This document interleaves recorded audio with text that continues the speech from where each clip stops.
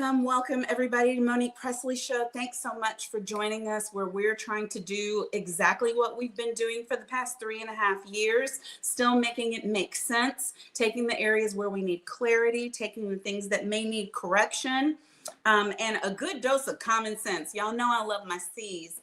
We have special guests with us today, so I am not going to belabor it. There's been so much happening, obviously, in this country. Not just in Minnesota, though we are certainly going to talk about the horrific events of the weekend and the fact that a state in this republic is under siege at the hands of the federal government. We're going to be discussing that and discussing what this is all really about. I want you guys to go look at my last post, whether you're following me on IG or whether it's just here on YouTube. I posted something about this president and how he intends to not have any elections anymore ever. And it's nothing quiet now. All the parts are getting said out loud. But there are things that we can do about that. The first thing I'm going to do, phone a friend, child, phone a friend. And I didn't phone one, I phoned two. Can you please help me welcome the Too Raw, Too Real, Kenny Hey, Bowman. y'all. And my Hey, what's sis, good? my friend, my colleague in the law, Elizabeth Booker Houston. Welcome, ladies. Welcome, gentlemen. Welcome, everybody. Well, hello. How y'all? Thanks for having us. Girl, we're tired as everybody else is. Tired of the terror in chief. We're sick of it.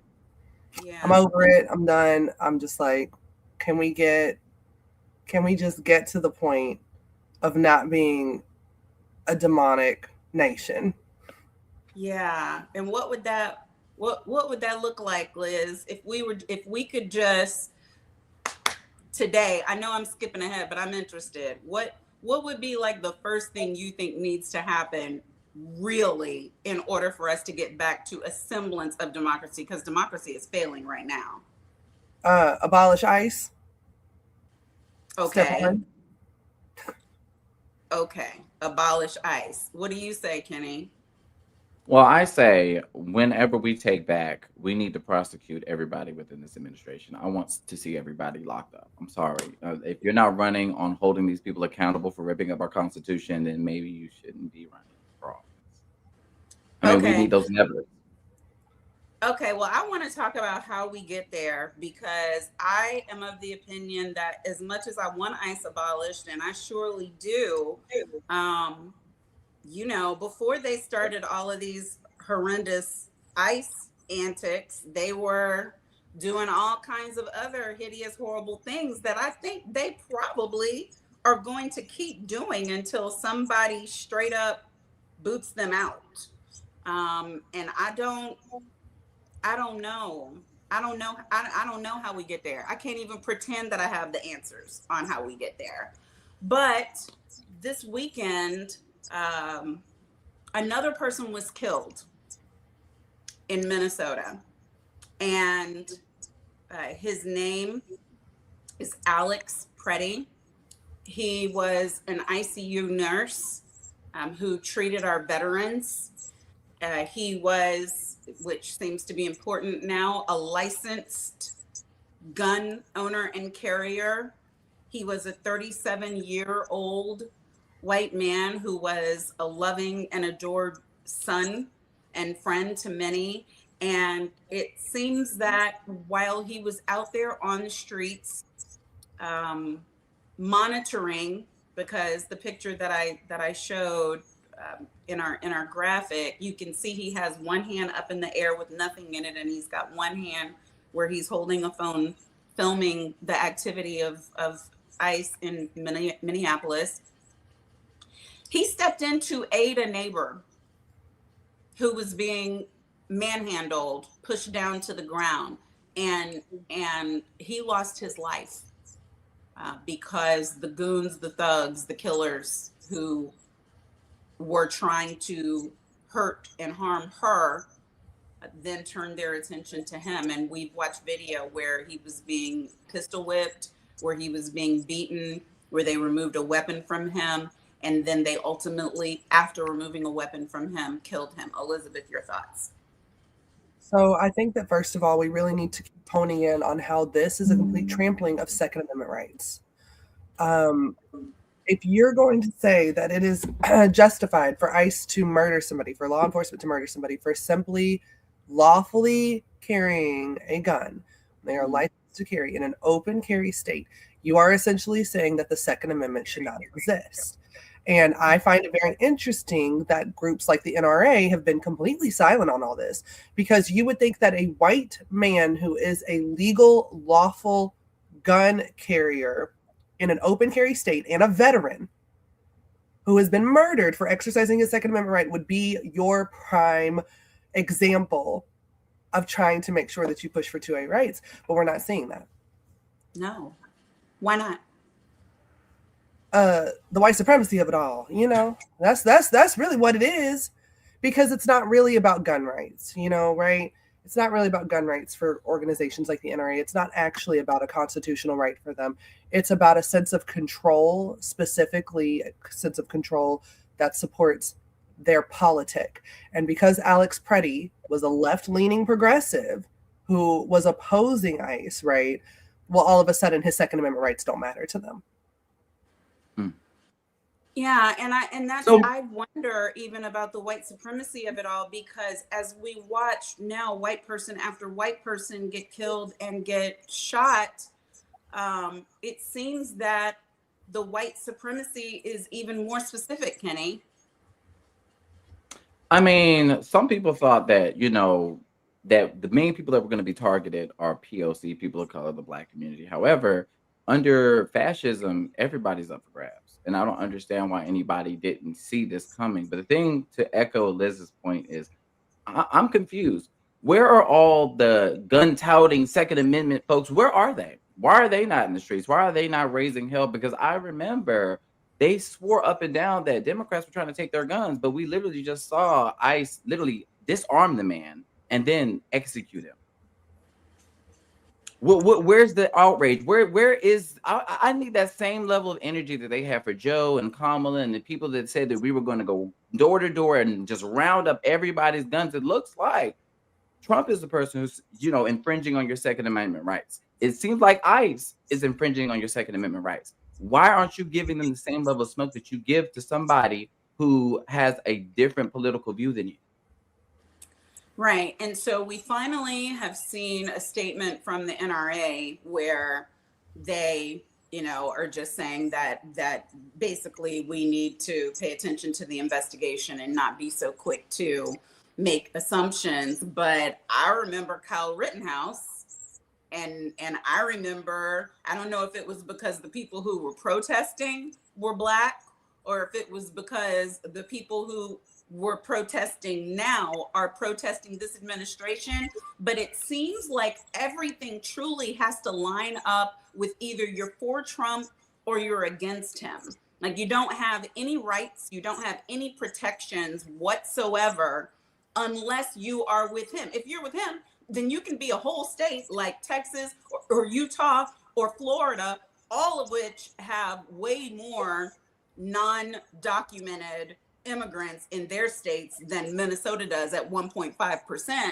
But they're not getting any smoke. They're not getting any surge. They're not getting anything. And I'm not saying I want it to go to my home state of Texas, but I'm saying the reality is we got this little bit of people, and we have more deployed or ICE agents than ever in the history of our country now. It's absurd.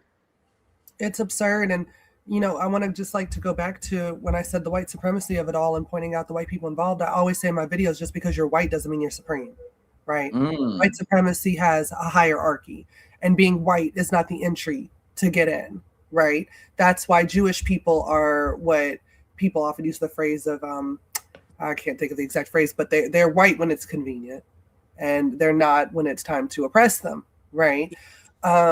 We see this all the time, that there are these different hierarchies. We saw it with, different international conflicts like the Armenian genocide, right? Things like that. That's always going to be a tenet of white supremacy, is that you have to fit into it. So what was it with Hitler? What did he say? He didn't say it was all white people. He said blonde-haired, blue-eyed, non-Jewish, European, like that. That is an important thing to keep in mind, and for white people to keep in mind, that just because you're white does not mean you are in the club. As a matter of fact, there's a good chance you're not. And so to Kenny's point, fascism is going to come for everyone, and the majority of white people are at risk. We saw it with this administration with the food stamp stuff going on. We know the majority of beneficiaries of food stamps are white Americans. That was going to impact poor white Americans. We're seeing this over and over again, how these policies impact white people. And so now for us to see them pull a gun and shoot and kill 2 innocent white Americans is not really that shocking, because these are not the kind of white Americans that they consider to be part of the club. It's important to remember that Renee Good was a lesbian. I think that we often skirt around the homophobia of this, right? That is part of this as well. She was a lesbian. You think that they knew that? They knew because her wife confronted them. They knew that was her wife speaking to them as everything was going on. And they've now targeted her wife and trying to investigate her. And then, of course, with, Alex Preddy, a veteran and a nurse, an ICU nurse who helped critically ill veterans, right? Because his politics did not align with the white supremacist framework, he's out of the club too. So it's just not surprising they would disarm him, literally take his gun, as Kitty pointed out, and then perform a state-sanctioned murder. And I'm glad you called it that, because frankly, anytime we have these police-involved shootings and killings that ultimately end up getting proven to be murder, that where civil cases conclude it was wrongful death and families get these millions of dollars of judgments. And obviously I've worked on a lot of these cases. I, as a lawyer in the past, frankly, before this very case, had always been careful to know that murder is a legal term of art, and that murder is something that has to be proven in a court of law. But I frankly have never seen, out of all the cases where we've had the video, I've never seen one so callous, so lacking in any cognizable justification. There's just nothing there. It's like a mob, like really a mob, a gang of thugs, a barroom brawl against one man, and there's no legal justification anywhere. And you can tell by the way they respond, like these are some monsters out there on that street, Kenny. Oh, absolutely. To Liz's point, like I don't understand with all the things that's happening right now. I don't necessarily know what we're going to look at going forward, especially when we're looking at the midterms, on if any of this will sway anyone to vote in their actual better judgment and actually protecting themselves and their families and their communities. But you cannot find safety in supremacy. You just can't. Yeah. And we have to echo this going forward. And we have to just, use their words against them. If you're a Second Amendment and rightful gun owner and legal gun owner, you should be angry about this. You should be calling your congressman. You should be calling and saying, hey, we need to do something. And there has to be some level of accountability. We can't just say, oh, this is awful. There has to be action behind it. Well, and it looks like now the Senate Dems are going to refuse to vote for this additional funding. At least that's what they're saying. I don't know if they actually have the votes to be able to accomplish it. But the fact of the matter is, even if they do it, because of that doggone big, beautiful bill, there's enough money now for ICE to keep going. There's enough money. And again, I mean, it takes me back to what I said at the beginning of this. Congress can abolish ICE. They can through a statutory provision, just like with any other agency. I mean, my God, they just decided that USAID wouldn't exist anymore. Mm-hmm. ICE is just an administrative agency. It's a division within the Department of Homeland Security. This is not some magical, something that just can't be undone. And I, quite frankly, don't think it's good enough to say, oh, well, it's difficult right now, we can't put pressure for it, when we just watched the dismantling of the federal workforce for the past year.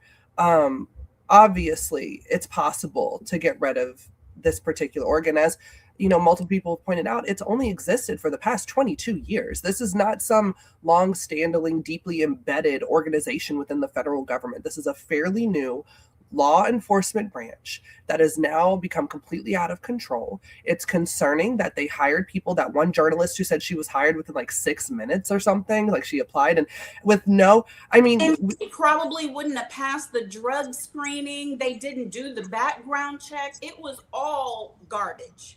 And to hand them a $50,000 sign-on bonus. And I'm thinking, you know, even to get security clearance, and I want people to understand this when you work for the federal government, right? They have the authority to issue you temporary authority to work within these agencies while you're waiting on your federal investigation. So it took 6 months after I started my federal job to have the federal investigator actually come interview me, family members, former employers, etc., and finally give me my full security clearance. So I don't want you out there thinking in the public, oh, well, they must have gone through some sort of security clearance. I doubt it, with the way that they have, one, fired so many people, and two, the long wait list that existed even prior to DOJ for a federal investigator to come and do your full clearance process. Like, it's at the discretion of the agencies if they want to onboard people without having that full clearance in place. And so it's very possible, and I would say probable, that every single ICE agent who has been hired over the last 6 months has not gone through a security clearance process. I feel very confident in saying that, just based on what I've seen. Well, and then even the ones who have, what's obvious is that they are not equipped at all to effectuate arrests, to do traffic stops, to restrain suspects. They're out there just on some rodeo cowboy thuggishness, and they don't have like the basic training that would go along with being Barney Fife in backwoods wherever in the South. Like, they could not break up a brawl in a club without shooting somebody. Right. And I mean, I think that goes to also the lack of training. So, you know, multiple people pointed out, and I noticed it as well in watching the shooting, the murder of Alex Preddy, is the way multiple agents jumped back and ran off, and the danger that was put. He could have shot one of his fellow ICE agents in the arm, the leg, the shoulder. I mean, the way that was done, it was completely reckless. Quite frankly, if any of those ICE agents have any good sense, before everybody becomes unmasked and this turns into something more, because, you know, I personally think that they should come forward and decide to cooperate with an investigation, and they should probably sue their fellow agent for putting them in that, position. It wasn't just one agent. Oh, yeah. They jumped back. All kinds of people started shooting, right? Yeah, it was multiple shots. Multiple they were shooting a man who's prone on the ground.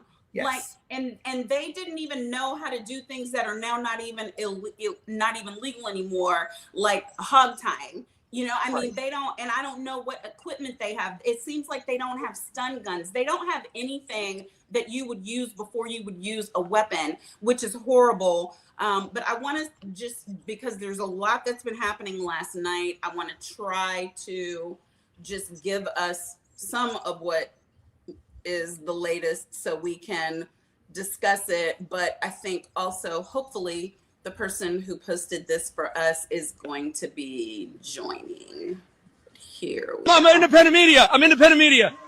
You have a federal officer that is engaging with the demonstrators now. He appears to fire a less lethal round at the chest of one person to try to clear the front.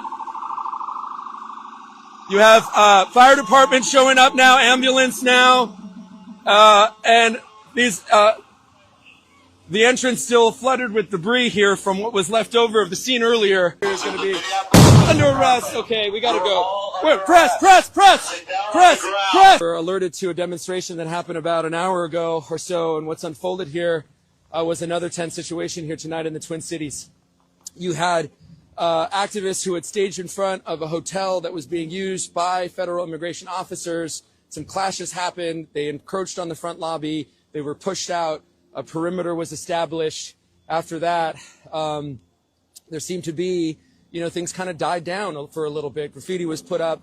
things kind of died down for a little bit until they didn't. Oh my God, look at this. Coming in with the MRAP. They're coming in with more. Okay, they're coming in with more reinforcements, and they're now pushing people out. Flashbangs now are deployed. Press, press, press. Okay, press. There's a big unit. Press, press, press. I'm press. I'm press. I'm press. I'm press. I'm press. I'm press. We're press. Come on, man. Okay. You have now large vehicles now, what appear to be unmarked federal vehicles. Press, I'm press. You have police department now that have shown up. Press, okay, we're leaving. They're saying everybody that's here is going to be under arrest. Okay, we got to go. We're press, press, press, press, press, press, press, press. This is a lawful order from the Minneapolis Police Department. You're under arrest. Press, press, press. I'm an independent journalist. We have had quite a moment unfold in front of us here. More clashes between demonstrators tonight and those federal officers. Activists caught wind of where they were staying at a hotel in the Twin Cities. They came out, they demonstrated a noise demonstration. They got into it with they got into it with them in the lobby, sort of back and forth, just jarring a little bit, no physical violence until they started, the feds showed up and launched those gas canisters. Holy shit, guys. Okay. Reporting live here from the Twin Cities. I'm Nick Valencia.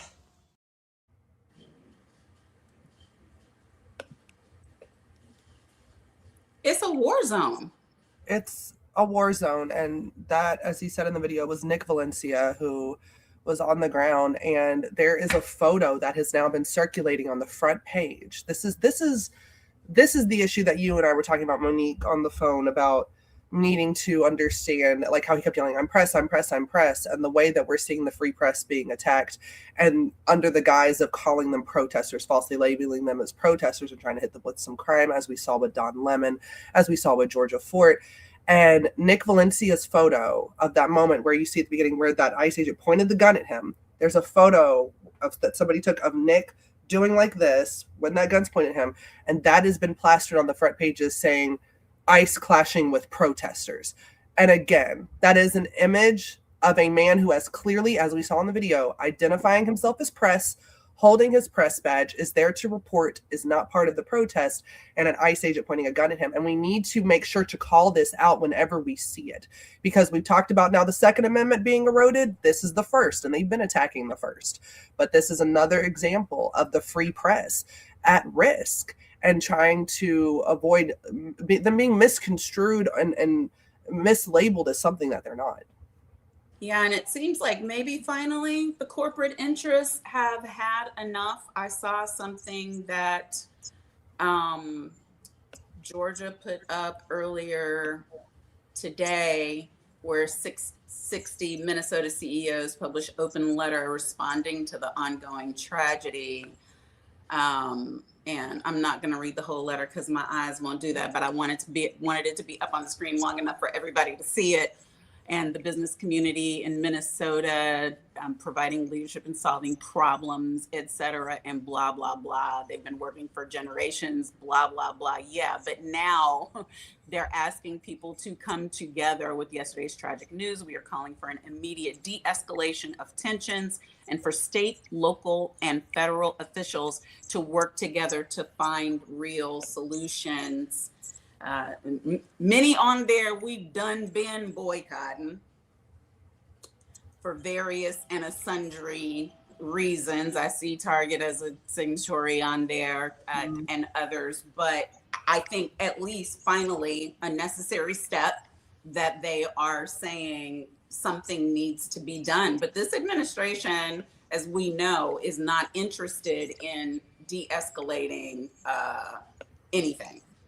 I mean, we know that. No. They're not interested in de-escalating, and that letter saying that they could come to a resolution. The resolution needs to be for them to leave. They need to leave Minneapolis. I mean, that's the resolution. They need to leave. You're right. So how does this affect our elections, which is the other thing that I want to talk to y'all about today? Kenny? Child. So honestly, I feel like what he's trying to do is trying to bait people. This is reminiscent of 2020. I don't know if you guys remember 5 years ago when they said, "Hey, are you better off than you were 5 years ago?" This is literally we're going through the same shit again, unfortunately.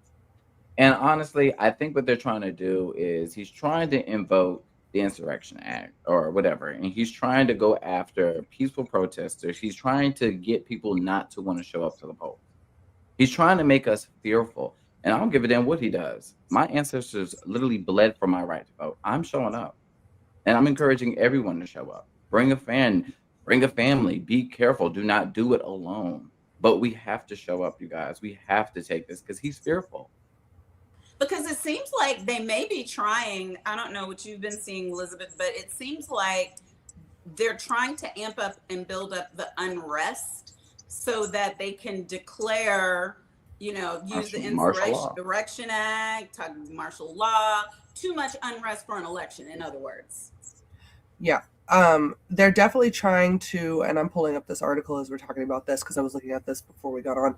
They're definitely trying to build up unrest, and they're also trying to find reasons to turn over data to the DOJ, right? Trying to find reasons that maybe we need to come and investigate what's going on in your state, right? And so recently we saw fall of last year, where the DOJ was requesting sensitive voter data from Illinois. And of course, the Trump administration had asked about 27 states for this information, including driver's license numbers and partial social security numbers. And they said, with no clear plan of what to do with the information, Illinois declined the request. And people were saying that the administration will use the data to undermine future elections. So how does this play into the unrest?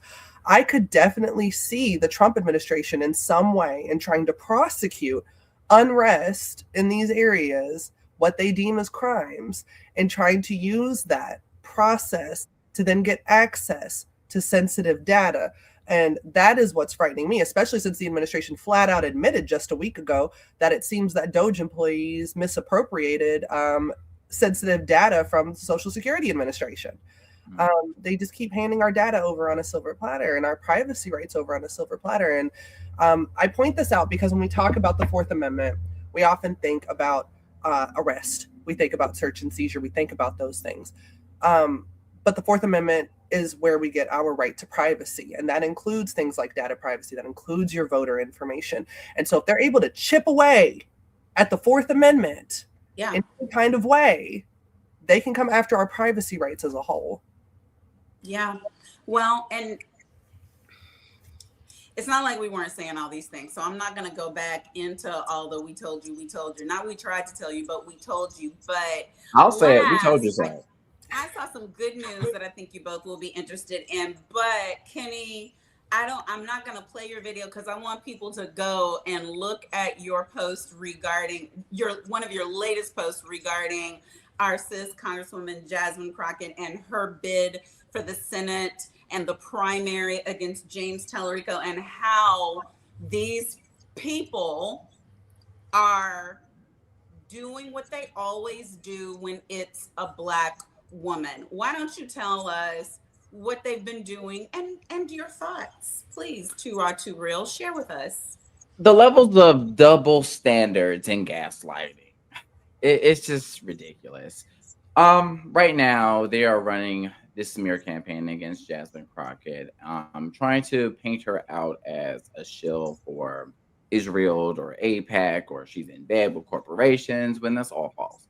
We know who Jasmine Crockett is. Her record speaks for itself. And if anybody had any chance to go watch the Senate Texas Democratic primary debate, I would highly recommend it. She was excellent throughout. She laid out her policy. She laid out, things that she voted for, her record, her experience as being in the federal level and the federal bench, and that understanding of the federal government, giving us comprehensive answers and solutions on how to actually tackle them. Yeah. But when we're talking about experience, it's interesting to me that when people talk about Jasmine Crockett, they use the phrase that she's too either polarizing, meaning too progressive, but then on the other hand, they'll say she's not progressive enough. she's not able to reach a larger audience. What about electability? But yet, when you're actually looking for a statewide race, you need name recognition. One thing that James Tallarico doesn't have right now is name recognition. A lot of people don't know who he is. The other thing is Texas has the largest POC community when you're talking about the voter base. And when you're looking at the largest population for Black voters, it's in Texas. The problem is a turnout problem. And Jasmine is working right now to help up and down the ballot races. She's fundraising up and down the ballot races right now. She's trying to make sure that people are actually being enthused to show up to the polls, because she's reaching out to people who are not necessarily the biggest voter base, people who have completely sat on the couch and choose to sit out. Did you know 57% of Black voters stayed out of the race in 2024 and stayed at home, who were eligible to vote? Yes. Jasmine Crockett is Texas, reaching out. is my home state, and I'm from Galveston, Texas, and Texas is blue non-voting. Texas is not red. But I wanted to put this good news on the scene from Howdy Politics, because it looks like the Express News has delivered the first endorsement to Jasmine Crockett, and one of the things that we are seeing that I think people need to be paying attention to, and I love what she says here, that DC consultants, the way they view a race is not the same as the way Texas media views the race. It's not the same as the way people in Texas view the race. And they might think they know who Texans are because of all of these years that we've been under this red occupation and the idiocy of Ted Cruz, the spinelessness of Cornyn. He used to have a spine. He used to, but under Abbott. But, I was an adult before Texas had GOP leadership at the helm. People, I don't think they understand that. We're the state of Ann Richards. We're the state of Barbara Jordan. We're the state of Craig Washington. We put out some of the brightest, most beautiful minds. We women and men, Black, brown, you name it, it's us. And so my history with my home state is very different than the way people in these DMV parts see Texas and think they know everything. That's not what it is at all. We over and over again, which Liz you can speak to, disenfranchised, suppressed, oppressed non-voting Black voters, which we watched them do just again some months ago. Yeah, I find it very disturbing, actually, the way that folks are talking about the electability of Congresswoman Jasmine Crockett. And I noticed that these same people didn't really take issue with the fact that Afton Bain was a woman who was running in that special election in Tennessee, despite the fact that she didn't really have a snowball's chance in hell based on the data, but we pushed for it and got double-digit gains, which I thought was very hopeful. And shout out to Afton and all of them. But I find it interesting that if you go look at a lot of the people who are being naysayers about Jasmine, they were on the Afton Bain train. And so I'm like, well, they're both women. So what's the difference here? It's the Blackness. It's the Blackness. Because the misogynoir of it all just gets me every single time, because the data has shown over and over and over again that Jasmine is electable. If you want to look at electability and you want to keep using that word, she has it. She has it in the bag. And I think the important way that we need to reframe this conversation, because people are saying, oh, well, she's not electable, even though she has name recognition. Why instead don't we talk about the fact that it doesn't make sense that James Tallarico, as a white Democrat man, could win in Texas with no name recognition when Beto O'Rourke got the closest to it and they all knew his name?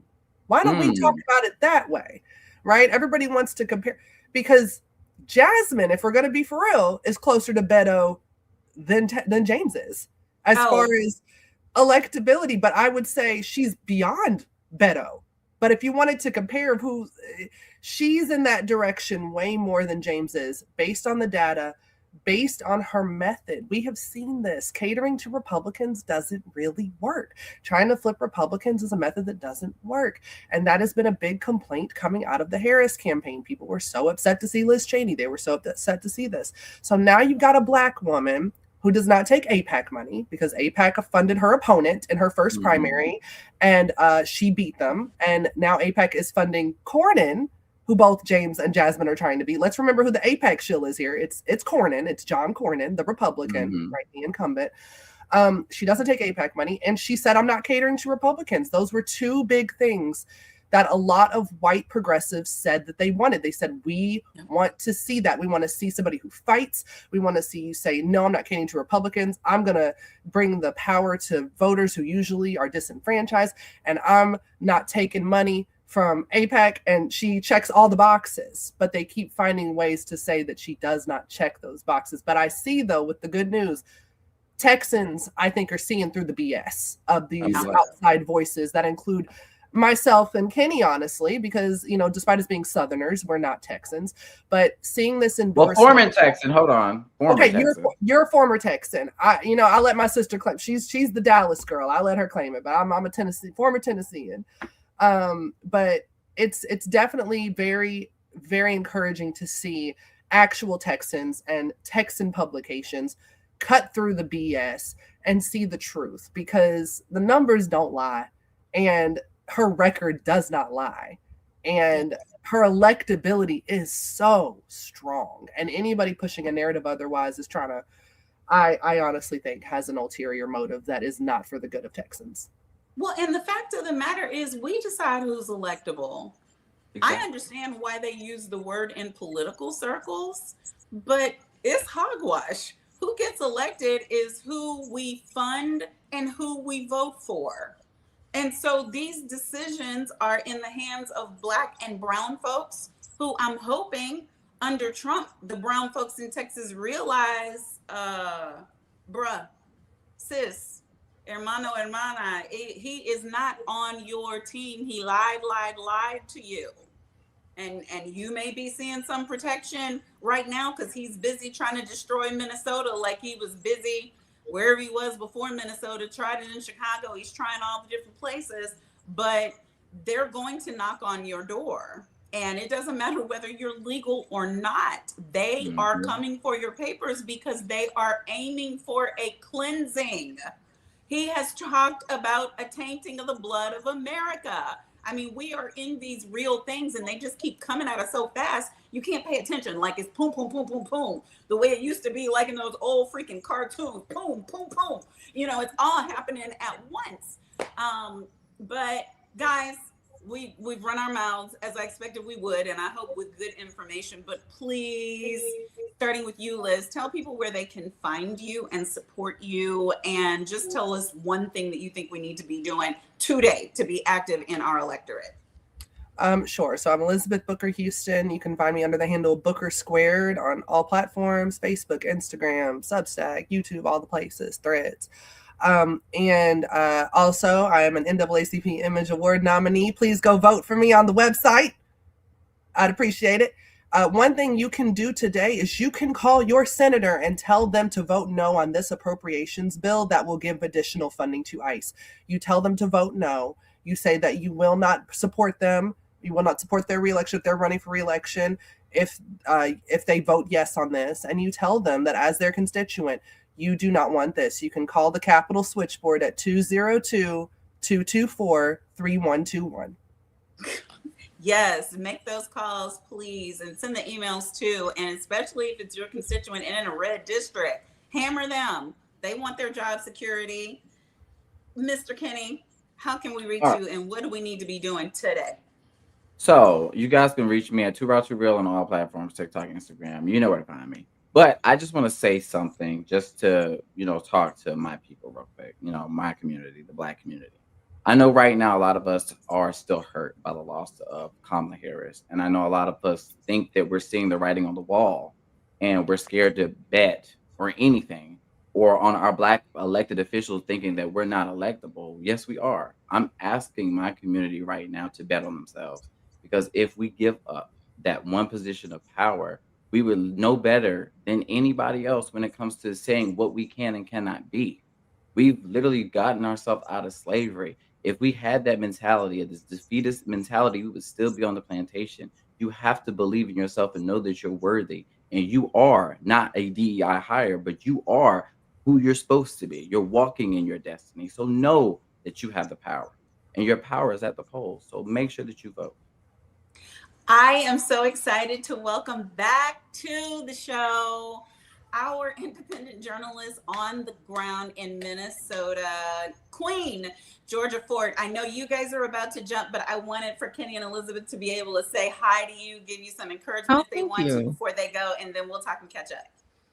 Hey, Georgia, just thank you for everything you're doing. You know, we support you and appreciate you, and just please stay safe. Oh, thank you. You've been killing it. You've been killing it. So thank you for what you're doing. And I'll hopefully see you tomorrow. Yes, absolutely. Stay safe, Georgia. Thank you for all the things you're doing. Thank you. That means a lot. Okay, I love y'all. Thank you. I'll talk to you soon. All right, guys, please follow Kenny and follow Liz and the work that they're doing, because we need them. We need them out here in these digital streets and the real ones. Hi there, sis. Hey, good afternoon. How are you? I am well. I'm well seeing you in the land of the unjailed. So I'm Oh, Lord. give her free and keep I am her free. free. I am thankful for that, but I know that, doggone it, Georgia, another horrifying, just horrific, tragic weekend, and I believe that you were out there shortly after, or was it before? Just tell us what you can tell us. Yeah, no, we didn't think that the week could get any worse, but here we are. It feels like we have been, those of us in Minnesota, living through a 3-week nightmare. And so to get the call that another person had been shot by ICE, I literally fell to the floor and wailed. Yeah. I didn't cry, I don't know these people. But my spirit just ached for our city, for our state, for our country, that we are at this moment and things are just escalating, that they continue to get worse. And so I went to the scene shortly thereafter. Everything happened with Alex Preddy, trying to see if we could talk to eyewitnesses, trying to better understand what were the events that led up to the fatal shooting, and then to also document the moments that we knew would happen afterwards. Sorry, I was on mute. What were you able to find out? I played that footage from last night, but I had a couple of areas of concern. Witnesses, do you have any information? Because we were hearing that when the killing happened, that witnesses were basically snatched up and taken to the federal building, and then others were having to share affidavits from hiding places. Mm-hmm. Yeah, so that is the same information that we were able to discover. The affidavit that's been circling online, I believe, was one that was given by an eyewitness that spoke with the Hennepin County Attorney's Office. And so to have that documentation, to have it in black and white, what was witnessed, and also the feeling that came thereafter, to hear an eyewitness say, "I'm scared. I am afraid to go home. I feel like they're looking for me." It definitely resonated with how I was feeling last week as well. And so I think that's the thing that is the common experience now here in Minnesota, is that people are either becoming paralyzed by their fear, or they're being propelled by their fear. And so either it's forcing you into a state of inaction, or it's forcing you into a state of action. And so going out there on the scene, the other piece I would say that we saw immediately, hundreds of people showed up to protest, just community members who are concerned, who are sad, who are grieving, who certainly do not want to see our state continue to escalate and get to a place where it was in 2020 in terms of, the physical response to these things. But people demanding that ICE leaves, people demanding that this time let there be a proper investigation, since that was prohibited from happening last time.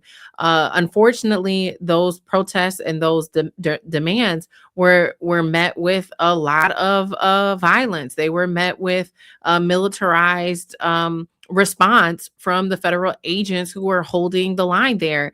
For me, I ended up having to leave probably about 45 minutes to an hour after I arrived, because there's just no safe way to document what is happening. These are agents who do not recognize the liberties that we have as members of press. They will shoot you. And it's not just rubber bullets, it's less than lethals that they're shooting. You will be tear gassed. They will deploy chemical agents. My skin actually is just now starting to recover from being exposed to chemical agents about 2 weeks ago. And so then in addition to that, it's like 20 below zero. And so you're standing out there, you're trying to text people, hey, I'm here safe, we're just streaming, and then your phone cuts out, not because the battery's dead, but because it's 20 below and your technology can't sustain in, that type of climate. And so that also creates another layer of kind of feeling unsafe in those spaces as well. Well, I think that what you're saying, especially about the freezing temperatures, and I know even for Minnesotans who are used to it being cold, to see the thousands and thousands of people taking to the streets in frigid conditions because of their strong belief in basically their right as a state to your right to self-determination. I mean, some of the things that A.G. Ellison said yesterday hit home to me in terms of what this country is even supposed to be founded on, that states are supposed to have rights, things that I think people maybe have forgotten or are trying to conveniently ignore because it's not happening in their state. So I really just admire the residents of the state of Minnesota for fighting, and I'm hoping that more of us will do what we can to help you all fight. But speaking of A.G. Ellison and speaking of fights, do you have any information about what went on? I don't know if the hearing is still going on or if anything has been resolved with the hearing that took place this morning for the lawsuit from Minnesota to try to get the feds out of the state. Well, our team was actually preparing to do a briefing just before I hopped on this call. So I have not been able to get briefed on what happened in the court hearing. But what I do know is that the Attorney General and the Hennepin County Attorney Mary Moriarty have been working not just on the fatal shooting of Renee Good and collecting evidence from the public, but they also moved quickly with this killing as well of Alex Preddy to say, not only are we going to open up our portal now for the public to submit evidence in this fatal shooting, but they went as far as to try to access the crime scene. And when they were denied, went to a judge and asked a judge to sign a search warrant so that they could have some type of merit, some type of additional, backing for their desire to access the scene where Alex Preddy was fatally shot. And so that effort led by not just the Hennepin County Attorney, but also our state investigative bureau, the BCA. And despite getting that signed by a judge, they were still denied access to the crime scene to collect data. And so it just goes to show you this is another measure that demonstrates just how far this administration is willing to go. As you stated, states are supposed to have rights. Citizens are supposed to be protected by their constitutional rights, their civil liberties. And over and over again, what we have witnessed here in the state of Minnesota is the consistent violation of those civil liberties and our constitutional rights. And unfortunately, very little, if any, recourse following those violations. Yeah, absolutely. Absolutely. And I also saw, we played it already, so I won't play it again. But I saw what you posted. I guess that was from late last night. Nick Valencia's video. We played like 2 minutes of that, but I also read your caption where you were saying that there's just a lack of safety. There's a feeling of safety, not just for the protesters, but for independent journalists. And Liz was saying how the photo him like with his hands up, where we can hear in the video he's saying, I'm an independent journalist, I'm a journalist. But there was an ICE agent goon with him in his sights, like with a weapon pointed at him. And so I'm just wondering from you, what protections are there, or things that we can be advocating for the safety of the press in this moment? Because it seems like you all are, one, being clumped in with protesters slash agitators, but two, there's not really any way for you to be readily identified that these agents will respect. Exactly. I don't think that there's much that anybody can do at this point. I think that what we need to first and foremost understand that this is the climate, and there is no sugarcoating it. There is no watering it down. We saw right after the fatal shooting of Renee Good, a longtime beloved independent journalist here, King Demetrius Pendleton. He had a press vest on and it said press, about this big across his chest. There's no more better way to identify yourself and distinguish yourself as a member of the press. He has that. He's got huge cameras. He was tear gassed directly in the face. And so when you continuously see this, Monique, I think what it starts to do is it becomes a intimidation tactic, in my opinion. I've been on the front lines of so many protests following, Dante Wright. I was shot with a rubber bullet.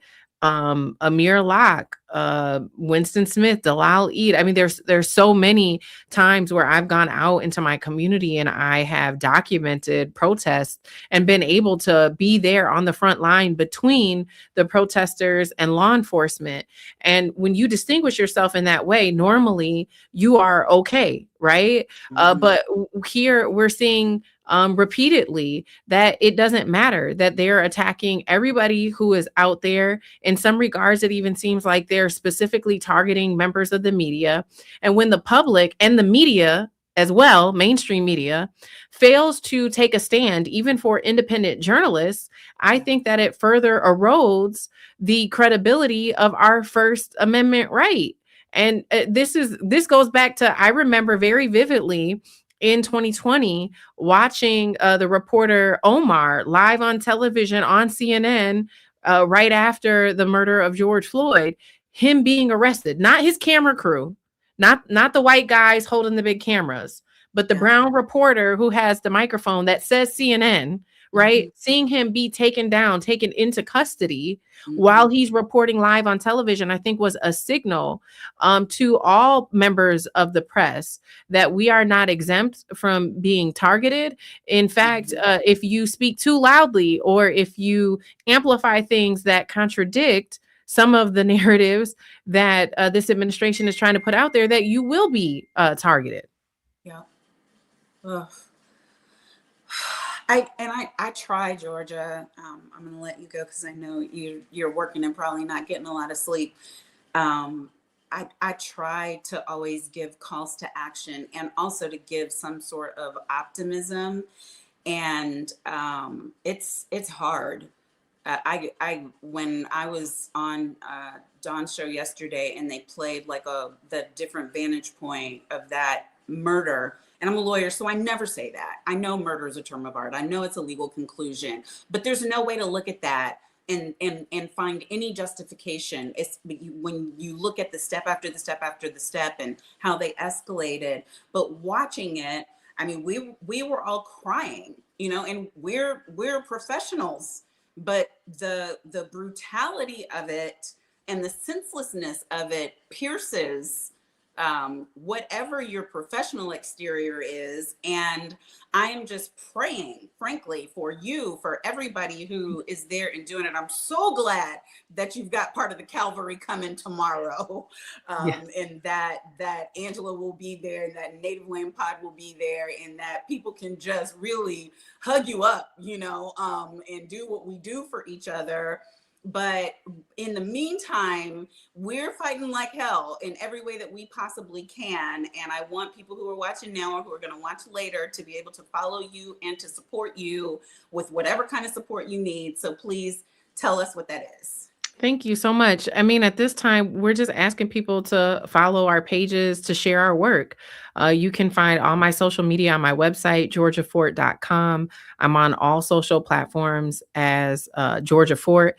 And the reason why I just start with that, like, obviously, you know, supporting financially is great, but even The what IG is at by Georgia Fort, by right? Georgia Fort. Okay.